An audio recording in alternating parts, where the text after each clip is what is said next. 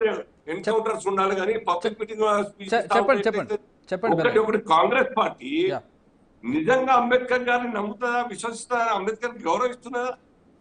అంబేద్కర్ ను గౌరవించకుంటే ఏం మాట్లాడుతున్నారు శ్రీనివాస్ గారు? వ్యవస్థ రద్దు చేయమన్నాడు. రెడీ ఉన్నారా మీరు దేనికి? మీరు ఎందుకు బీసీ జనగణను వ్యతిరేకిస్తున్నారు? బీసీ సమానత్వం వద్దా? హిందువులు కాదా? హిందువులు కాదా? మిగతా వాళ్ళతో సమానంగా బతకొద్దా? మీ దగ్గర బెల్లనాయక్ గారు క్రాస్ టాక్ చేయకండి, ఆయన మాట్లాడి. ప్రధానమంత్రి మాట్లాడారు. బెల్లనాయక్ గారు ప్లీజ్ ఒక్క నిమిషం. ప్రధానమంత్రి మాట్లాడేది శ్రీనివాస్ గారు కంప్లీట్. రాజ్యాంగ నిర్మాత అంబేద్కర్ గారి మీద గౌరవం రాజ్యాంగాన్ని చెప్పుకుంటున్నారో చెప్పండి సార్. బెల్లనాయక్ గారు ఒక్క నిమిషం మాట్లాడండి.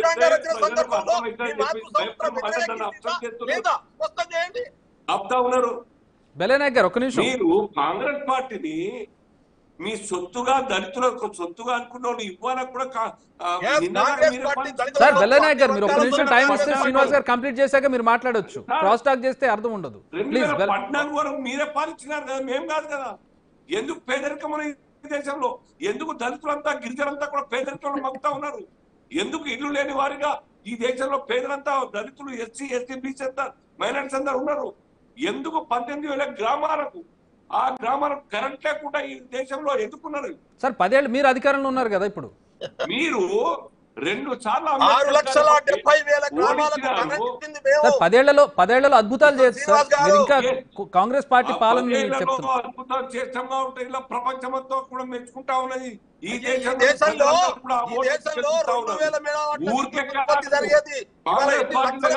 బెల్లనాయక్ గారు ప్లీజ్. బెల్లనాయక్ గారు ఆయన పాయింట్స్ కంప్లీట్ చేయనివ్వండి. బెల్లయ్య గారు అబద్ధాలతో కాలం గడపలే మేమంతా కూడా.